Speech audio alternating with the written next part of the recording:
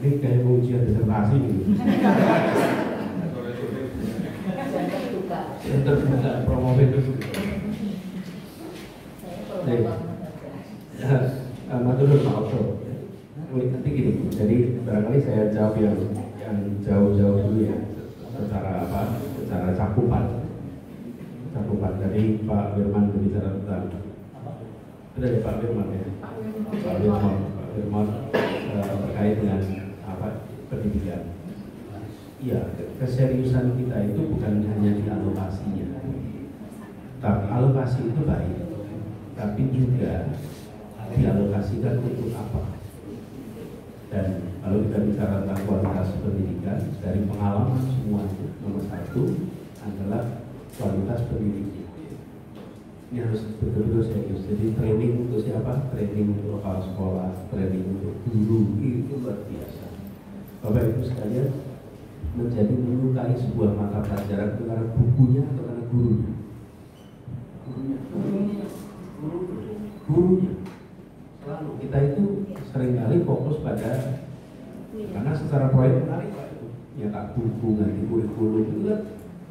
Tapi secara substansi selalu pendidikan adalah interaksi antar manusia yang kemudian distrukturkan supaya sistematis dibuatkan kurikulum, ada silabus dan lain, ada assessment supaya sistematis. Intinya adalah pembelajaran dan prinsip-prinsipnya itu sudah disusun secara sangat komprehensif yang kita tidak perlu lagi mengulangi dari nol oleh seorang yang namanya Ki Hajar Dewantara. Dan kalau baca itu tulisannya Ki Hajar Dewantara tahun 30-an, lalu lihat dan dikerjakan di Finlandia, cocok sama persis. Padahal Ki Hajar Dewantara tulisnya tahun 30-an. Lagi kita, apa yang Ki Hajar Dewantara itu cuma tuturi Handayani. Ya kalau orang Jogja tambah hafal, yang masuk Sukurodo, yang masuk Mangunkarso. Tapi kalau orang luar Jogja nggak hafal itu tiga itu. Tapi bukunya Ki Hajar Dewantara ada dua buku. Satu adalah tentang pendidikan, satu tentang kebudayaan. Itu babon.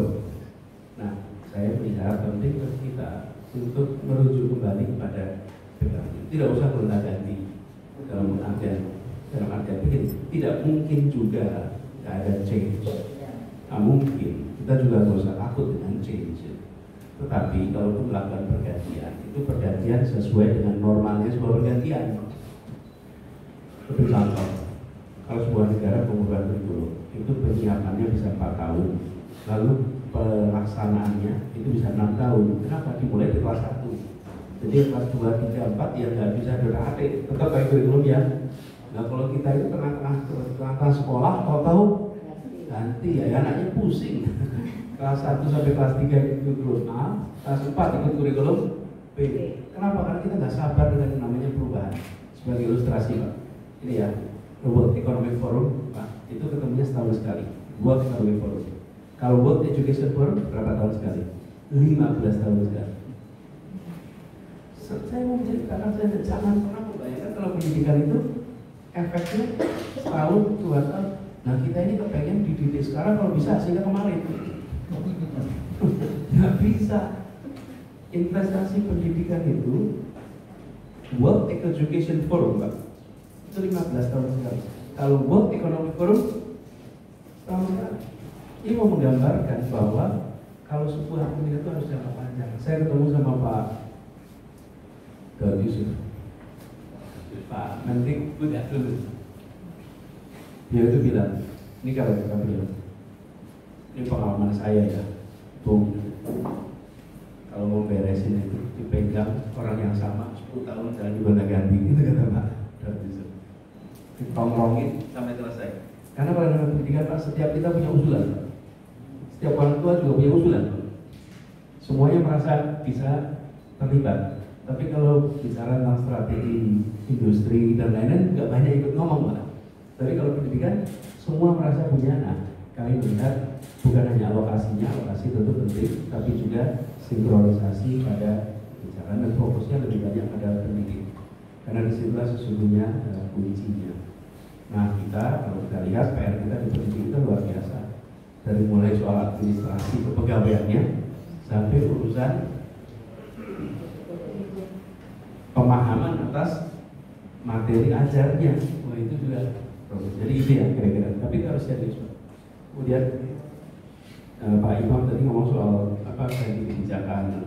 Memang harus ada ini Pak, harus ada spirit continuity and change. Dan ini ya harus dirawat dengan baik. Tidak mungkin juga tidak ada continuity and change. Walaupun begitu, saya melihat apabila di level eksekusi itu matang, kalaupun kita ganti materi itu ya tetap akan bisa eksekusi dengan baik. Ini terkait dengan apa gonta-ganti kebijakan. Nah, saya melihat pesannya dan ini harus ada continuity and change. Nah, kami melihat penting sekali Pak untuk punya sebuah pegangan yang agak jangka panjang. Jadi jangka panjang untuk kita punya satu garis pegangan kebijakan sehingga dari satu pemerintahan ke pemerintahan berikutnya itu bisa berkesinambungan. Tapi ini juga salah satu problem demokrasi kita Pak. Karena demokrasi kita ini ketika kita melakukan reformasi dulu itu reformnya di partai politik di sistem pemilu. Tapi kita tidak melakukan reform di dalam transisi. Jadi seakan-akan kalau ada pemilu itu yang terpilih incumbent. Seakan-akan, sehingga tidak didesain mekanisme transisi antara orang baru dengan orang lama. Padahal itu penting sekali. Transisi itu penting sekali. Tanpa ada transisi seperti itu, sulit bagi yang lama menjelaskan sudah mengapain, dan yang baru juga tidak mendapatkan bekal dari yang sebelumnya. Sekarang ini ya, apa Mas Firman ketika panjenengan menjadi CEO di sini, di RUT, karena dari RUT sebelumnya toh, kan RUT sebelumnya ada transisi menjelaskan ini sudah dikerjakan selama sekian tahun, sehingga ketika Mas Firman masuk, itu Mas Firman lihat, nah ini enggak, kadang-kadang jutaan ya Pak, ketemu aja enggak, itu ya. Nah ini bukan hanya pusat ya, ini wali kota, bupati, gubernur, jadi menurut saya iklim ini harus diperbaiki supaya rakyat merasakan ada yang namanya continuity and change, keberlanjutan dan perubahan. Tidak mungkin hanya perubahan, tapi juga tidak mungkin menuntut hanya lanjutan. Ini batu serang sistem ini. Bapak, menurut saya teman-teman media penting untuk memantau. Bahkan kita penentuan jadwal itu tidak memperhitungkan siklus anggaran. Siklus anggaran terjadi. Bapak perhatikan dulu.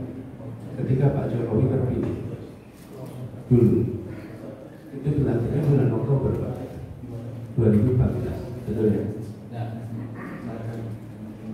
Menang pemilunya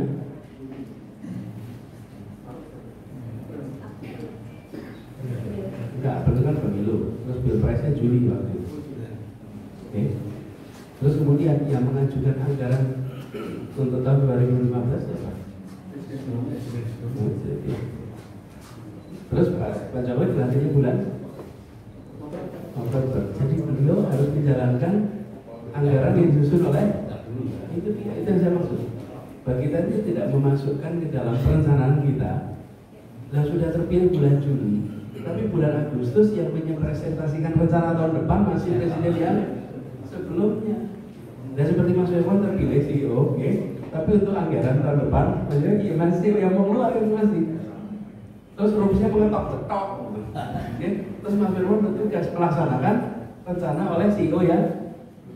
Terus Mas Firman baru boleh menjalankan tahun depan.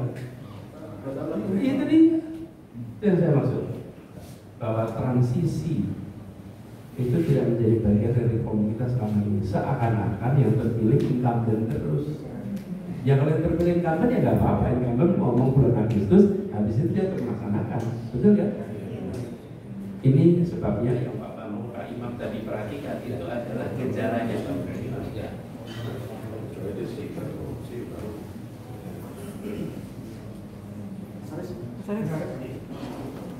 Terima kasih pada institusi KR. Satu, KR ini kan telah ikut serta mencerdaskan kehidupan bangsa dalam artian sesungguhnya. Amin. Minimal di Jogja ini. Amin. Yang kedua, saya sebagai seorang anak yang merasakan manfaat dari itu perpustakaan KR. Dan saya cerita sedikit Pak. Ini, saya dulu agak beli waktu kecil, sehingga sering di kampung itu berantem dengan anak-anak. Rumah saya pertama saya di Dagen. Lalu ketika Yono SD kelas 2, kelas 3 pindah ke Jalan Kaliurang, Jalan KM5. Jalan KM5 pada masa itu masih sepi. Kendaraannya pun Pol Kaliurang setengah jam sekali, dan bis bakar waktu itu. Masih ingat Pak, KM5 mana? Karena saya sering berantem, ibu bapak saya itu kemudian mengarahkan saya untuk udah gini, anak ini senang main sepeda Pak.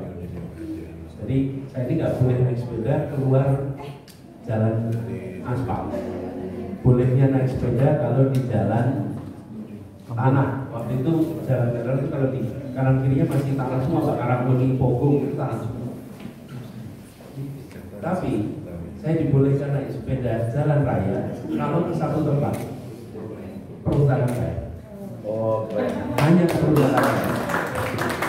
Jadi saya itu naik sepeda dari Jalan Kaliurang, KR ke sini Pak.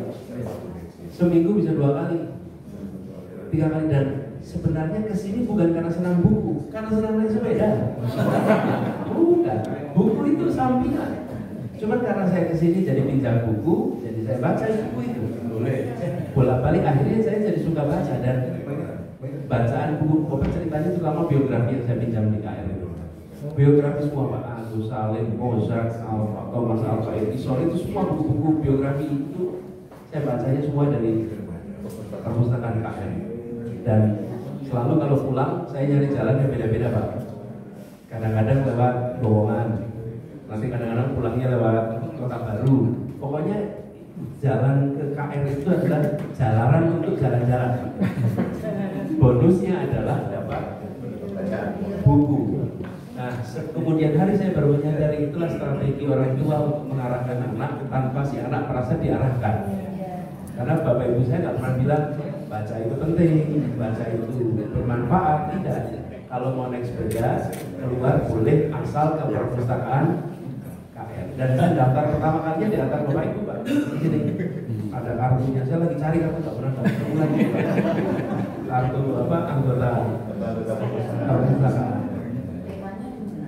TK saya dua kali, pertama di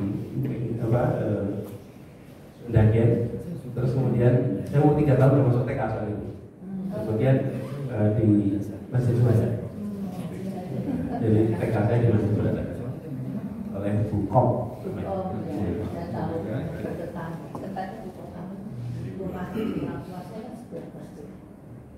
Suhada.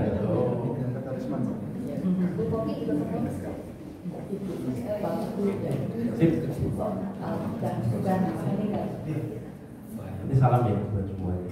Saya yang TK saya di situ, SD di Sekip, SMP 5, SMA 2, kampus UGM. TK umur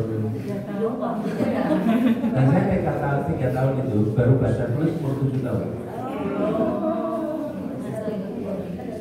Jadi saya main aja terus, nggak ada belajar. Pak Anies itu dari pimpinan radio sudah mengirimkan live streaming.